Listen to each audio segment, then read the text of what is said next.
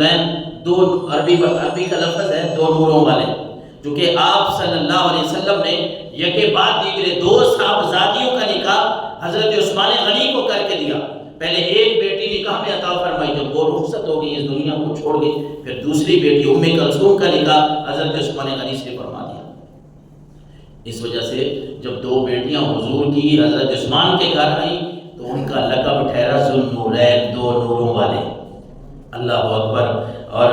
اعلیٰ حضرت نے کیا لکھا ہے کہ نور کی سرکار سے پایا دوشالہ نور کا، نور کی سرکار سے پایا دوشالہ نور کا، ہو مبارک تم کو ذوالنورین جوڑا نور کا، کہ رب العالمین نے آپ کو یہ شرف اور عزت سے نوازا ہے۔ بلکہ ایک بات سنن کبریٰ میں لکھی ہے، اللہ ہی جانے اس کی حقیقت کیا ہے، لیکن منقول یہ بات ہے سنن کبریٰ میں کہ حضرت عثمان غنی کے علاوہ دنیا میں کوئی ایسا آدمی نہیں ہے کہ جس کے گھر میں ایک نبی کی دو بیٹیاں جس کے نکاح میں ہوں۔ مطلب کہ انبیاء کرام جتنے بھی گزرے ہیں انہوں نے شادیاں بھی کی ہیں، ان کی اولاد بھی تھی، انہوں نے اپنی بیٹیوں کے نکاح بھی کر کے دیے ہیں، تو کسی کو یہ شرف حاصل نہیں ہوا کہ کسی نبی کی دو بیٹیاں جو ہیں وہ کسی ایک آدمی کو ملے۔ یہ صرف حضرت عثمان غنی رضی اللہ تعالی عنہ کو رب نے یہ شرف بخشا ہے کہ سرکار دو عالم صلی اللہ علیہ وسلم جو سارے جہانوں کے لیے رحمت للعالمین ہیں، انہوں نے اپنی دو بیٹیاں جو ہیں وہ حضرت عثمان غنی کو نکاح میں دی ہیں۔ اور آج لوگ باتیں کرتے پھرتے ہیں حضرت عثمان غنی کے بارے میں، حضرت ابوبکر اور عمر کے بارے میں، اگر کوئی بات کرے نا، ارے یہ کیسے رشتے ہیں، یہاں بات کرنے کی گنجائش کیسے ہے کہ ابوبکر اپنی بیٹی، عمر اپنی بیٹی حضور کے نکاح میں دے رہے ہیں، اور حضور اپنی بیٹیاں، دو بیٹیاں عثمان کو عطا کر رہے ہیں، ایک بیٹی حضرت علی المرتضیٰ کو عطا کر رہے ہیں۔ یہ کیسا شرف ہے ان خلفائے راشدین کے لیے، قربان جاؤں ان کی شان پہ۔ حضرت عثمان غنی رضی اللہ تعالیٰ عنہ نے جب اسلام قبول کیا، یہ دین اسلام کا کام کرنا اتنا آسان نہیں ہوتا۔ جب اسلام قبول کیا نا تو مسائل کے پہاڑ آپ کے اوپر ٹوٹ پڑے۔ تقریباً آپ کی عمر اس وقت 34 سال تھی، اسلام قبول کر لیا، ادھر چوتھے مسلمانوں میں آپ کو یہ بھی شرف حاصل ہے کہ چوتھا مسلمان جو ہے وہ حضرت عثمان غنی ہے۔ تو ان کے چچا تھے حکم بن ابی العاص، رسی سے باندھ دیا اس نے حضرت عثمان غنی، کہا نہیں یہ دین چھوڑے گا، واپس آئے گا تب معاف کروں گا، نہیں تو چھوڑنا نہیں ہے۔ رسیوں سے کس دیا گیا، مختلف قسم کے مظالم کھائے گئے کہ شاید یہ اس دین کو چھوڑ کے واپس اپنے باپ دادا کے دین پہ آ جائے، لیکن یہ دین محمد ہی ہے۔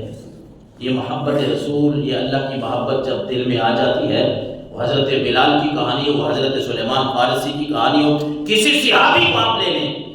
وہ حضرت عمار بن یاسر ہو، کوئی صحابی ہو، جب اللہ اور اس کے رسول کی محبت انسان کے دل میں آ جاتی ہے، پھر یہ رسیاں، یہ سزائیں، یہ کچھ نہیں لگتی انسان کو۔ تو حضرت عثمان غنی کو جب کہا جاتا تھا، اپنے چچا کہہ رہے کہ چھوڑ دے اس دین کو، آپ کہہ رہے تھے واللہ لا ادعوہ ابدا ولا افارقہ، اے چچا جو مرضی تو کرتا رہے، اللہ کی قسم میں نہ کبھی اس دین کو چھوڑوں گا نہ محمد عربی سے جدا ہوں گا، کبھی بھی میں اس دین کو چھوڑنے والا نہیں، جو مرضی ہے کر لو۔ اور یہی حضرت عثمان غنی ہیں کہ جن کے لیے پھر قرآن کی آیات بھی نازل ہوئی۔ اللہ تبارک و تعالیٰ نے قرآن کی آیات نازل کی، ان کے خرچ کرنے پر، جیش اسرت پر انہوں نے خرچ کیا، غزوہ تبوک پہ 1000 ان کے قریب 1000 دینار بھی دیے۔ حضرت عبد الرحمن بن عوف رضی اللہ تعالیٰ عنہ، ان کے گھر جو ٹوٹل پیسے تھے اس وقت کے مطابق وہ آدھے اٹھا کے لے آئے، تو 4000 درہم کے قریب تھے، بارگاہ نبوت میں پیش کیے۔ تو اللہ تبارک و تعالیٰ نے یہ آیت کریمہ سورہ بقرہ کی 262 نمبر آیت نازل فرمائی، الذین ينفقون اموالهم فی سبیل اللہ ثم لا يتبعون ما انفقوا منا ولا اذى لهم اجرهم عند ربهم۔ اے نبی آپ کے یہ صحابہ، ان کی شان یہ ہے کہ یہ جب اللہ کے راستے میں خرچ کرتے ہیں نا، اس کے بعد کوئی احسان نہیں جتلاتے، کوئی تکلیف نہیں دیتے۔ ایک تو معاشرے میں یہ ہے کہ کوئی کسی کے ساتھ نیکی کرے تو پھر وہ نیکی یاد ہی رکھی جاتی ہے اور بار بار اس کو دہرایا جاتا ہے۔ نیکی کو اس طرح کسی پہ احسان جتلا کے، یہ اس آیت سے قبل شاید آیت ہے، یا ایھا الذین آمنوا لا تبطلوا صدقاتکم بالمن والاذی۔ اللہ تبارک و تعالیٰ نے فرمایا ایمان والو، نیکیاں کر کے نا، نیکیاں کر کے ان کو ضائع نہ کرو، پھر ضائع کیسے ہوتی ہیں؟ رب کا قرآن فرما رہا ہے نیکی جتلانے سے، احسان جتلانے سے، یا کسی کو تکلیف دینے سے کہ میں نے اس کے ساتھ یہ نیکی کی ہے تو پھر اس کو تکلیف دی، اس کو تکلیف دی کہ یہ بات میری یہ کیوں نہیں مان رہا، میں نے اس کے ساتھ یہ نیکی کی ہے، یہ نیکی کی ہے. کسی کو تکلیف دینا، کسی کے اوپر احسان جتلانا، یہ میں نہیں کہہ رہا، رب کا قرآن کہہ رہا ہے کہ نیکی ضائع ہو جاتی ہے. اس طرح انسان کے پلے کف بھی نہیں رہتا. اسے انہی الفاظ سے آگے بڑھے رب نے فرمایا یوں سمجھ لو کہ ایک چٹیل، ایک پتھر پڑا ہے، پتھر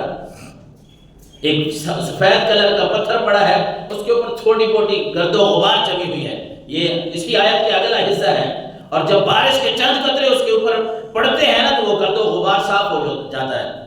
تو اللہ تبارک و تعالیٰ نے فرمایا جب نیکی کر کے تم احسان جتلاتے ہو نا، یہ کسی کو تکلیف دیتے ہو، تمہاری نیکیاں اسی طرح ضائع ہو جاتی ہیں.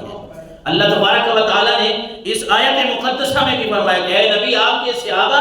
یہ نیک لوگ وہ ہیں جو اللہ کے راستے میں مال تو خرچ کرتے ہیں، ثم لا يتبعون ما انفقوا منا ولا اذى،